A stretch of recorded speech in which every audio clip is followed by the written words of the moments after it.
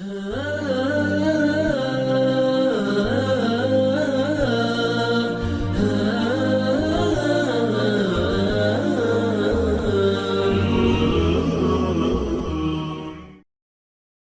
الحمد لله نحمده ونستعينه ونستهديه ونستغفره ونعوذ بالله من شرور أنفسنا وسيئات أعمالنا من يهد الله فلا مضل له ومن يضلل فلا هادي له أشهد أن لا إله إلا الله وحده لا شريك له وأشهد أن محمدا عبده ورسوله يا أيها الذين آمنوا اتقوا الله حق تقاته ولا تموتن إلا وأنتم مسلمون يا أيها الناس اتقوا ربكم الذي خلقكم من نفس واحدة وخلق منها زوجها وبث منهما رجالا كثيرا ونساء واتقوا الله الذي تساءلون به والأرحام إن الله كان عليكم رقيبا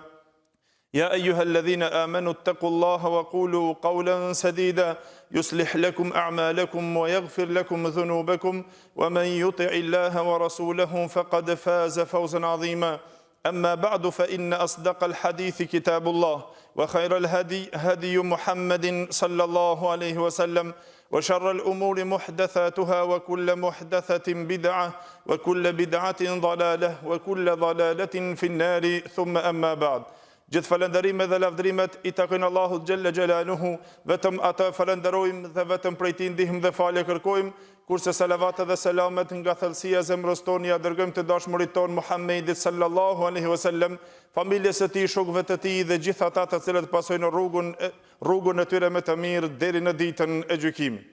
Të nderuar vëllezër, cekum në hutbet e kaluara një sër veprash të mëdhaja të cilat ishin shkak të përforcimit dhe të ruajtjes së dashurisë për hir të Allahut Gjelle Gjelaluhu mes njëri tjetrit, të asaj dashurie që pejgamberi sallallahu alaihi wasallam tha wa rajulani tahabba fillah, dy burrat të cilët, dy persona të cilët u dashtën për hir të Allahut Gjelle Gjelaluhu mes njëri tjetrit, nëse u bashkoshin për hir të Allahut Gjelle Gjelaluhu dhe nëse ndodh që të ndahen mes veti ndahen vetëm se për hir të Allahut Gjelle Gjelaluhu. Padyshim se o vëllezër, mirësi dhe dhunti, begati e madhe Allahut Gjelle Gjelaluhu është që na ka dhuruar neve, që na ka lënë të na shkaqet e ruajtjes së dashurisë për hir të Allahut dhe ka lënë të na mjetet e përforcimit të kësaj dashurie vëllazërore, që me të vërtetë se na duhet që të jemi nga ata të cilët mundohemi që të I ruajmë ata dhe të I veprojmë ata ashtu që të arrijmë një zemër të pastër e të kemi një dashuri të pastër mes njëri tjetrit. Ku sot me lejnë Allahu Gjelle Gjelaluhu dua që ta shtoj vetëm dhe një vepër, një pikë kryesore që është një ndër themelet madhore nga themelet vëllazërore, e cila ruan dhe përforcon dashurin mes njëri tjetrit dhe vëllazërin mes njëri tjetrit. E ajo është an-nasihatu sadiqa. Ajo është këshilla e sinqert, ajo këshill e cila është nga mëshira dhe është nga budësia. Padyshim se o vëllezër, këshilla është një ndër themelet dhe një ndër bazat e dashurisë, e cila buron nga dashuria e njërit që don që të e këshillon dhe dëshiron që të arrijë mirësia dhe atij tjetrit me të cilin e don për hir të Allahut Gjelle Gjelaluhu. Dhe është një bazë, është një shkak, është një mjet me të cilën ti me to arrin dashurinë. Dhe nëse këshillohesh mes njëri tjetrit, kjo me të vërtetë se këshilla dhe dhënia e këshillës dhe pranimi I këshillës është një ndër ato bazat kryesore që e mban dashurinë dhe e mban respektin mes njëri tjetrit. Nëse e ke humbur dashurinë, e kushdo I cili e ka ruajtur dashurinë dhe respektin, harmoninë dhe afërsinë. Sikur që na tha El-Menawi, Zainuddin El-Menawi rahimullah, tha këshilla është ajo me të cilën arrihet dashuria, harmonia dhe bashkimi. Me të kundërtën e saj nuk arrihet vetëm se përçarja, urrejtja dhe prishja e harmonisë mes veti. Mu për atë vëllezër, pejgamberi sallallahu alaihi wasallam në hadithin të cilën e transmeton Imam Muslimi, nga Tamim ad-Dari radhiyallahu anhu, tha pejgamberi sallallahu alaihi wasallam, ad-dinu an-nasiha, feja është këshill. Than për kanë i dërguari Allahut, tha lillahi wa li kitabihi wa li rasulihi wa li a'immatil muslimina wa 'ammatihim, tha për Allahun, për librin e tij, për të dërguarit e tij, për prisat udhëheqësit e muslimanëve dhe për mbar njerëzimin. Këshilla me të vërtet të këshilluarit mes njëri tjetrit, ai që të don të këshillon. Nëse e ke një dashamir, një vëlla i cili ta don ty të mirën, ai kur të shet ty në gabim, ai të këshillon, të drejton, të urdhënon për në hakun dhe në të drejtën, dhe nuk pason aty ku nuk je në hak dhe në të drejtë. Nuk është e pranuar as anën fetare, as anën e zakonit, që ta shohen një musliman vllavin e vet musliman të bjen në gabim, e pastaj ai t'ia bën qefi dhe mos ta këshillon ato në hak dhe në të drejtë. Për arsye se Allahu xhël xhelaluhu vëllezër në Kur'an të këshilluarit vazhdimisht në hak dhe në të drejtë e llogariti një ndër ato kushtet plotësuese të cilët e plotësojnë besimin e njeriut. Allahu xhël xhelaluhu kur u betua në një sura të shkurt në Kur'an, të cilën të gjithë e dini, ajo është surja El Asr. Tha Allahu xhël xhelaluhu, Bismillahirrahmanirrahim, wal asr innal insana lafi khusr illa alladhina amanu wa amilu salihati wa tawasaw bil haqqi wa tawasaw bis sabr. Tha Allahu xhël xhelaluhu, betohem në kohën. Tha se me të vërtet insani, njeriu është në një humbje të vërtet dhe të qartë.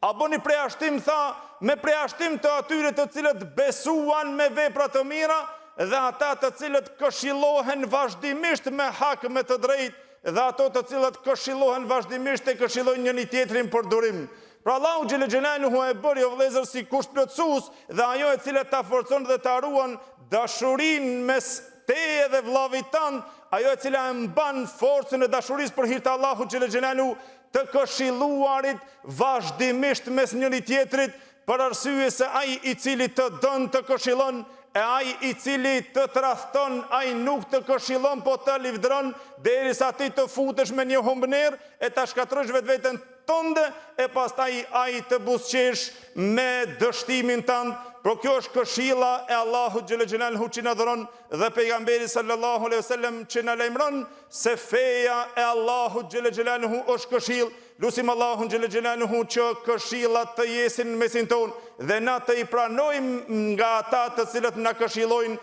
për hir të Allahut xhël xhelaluhu. Aqulu qawli hadha astaghfirullahi li wa lakum. Alhamdulillahi wa kafa wa salatan wa salaman ala ibadihi alladhina istafa wa ba'd. Të nderuar vëllezër,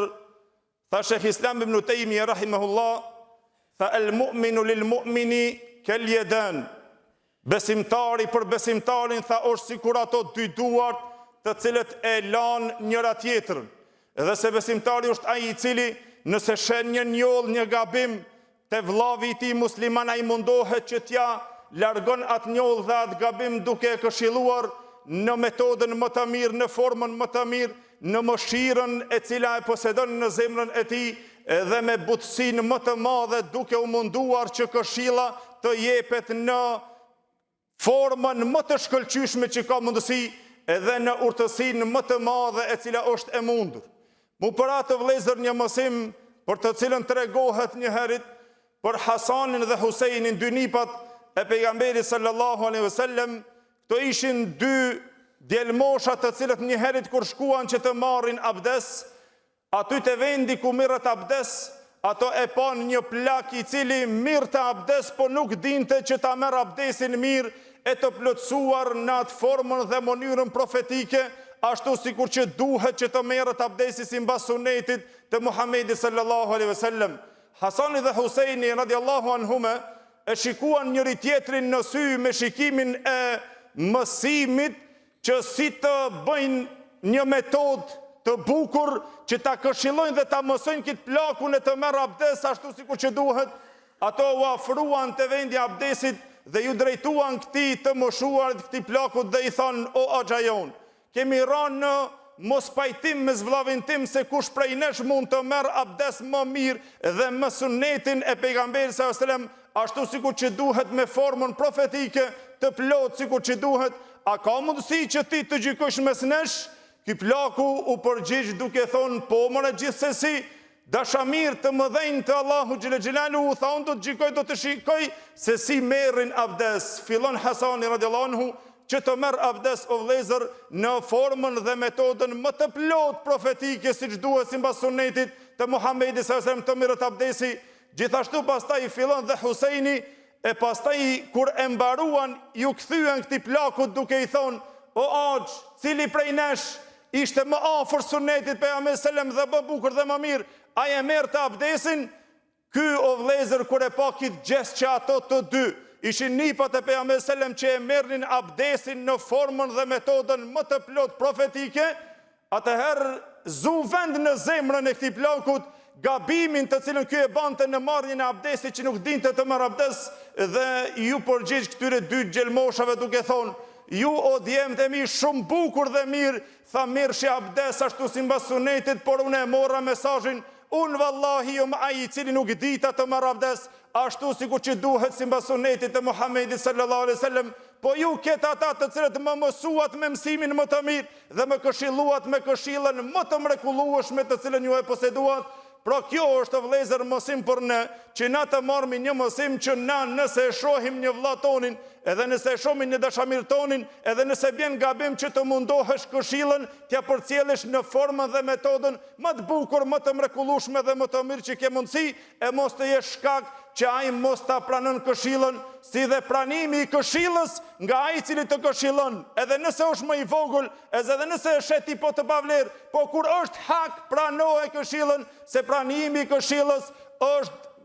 ekzistenca dhe dëshmia e dashurisë në mesin e zemrës tonë dhe atij, si dhe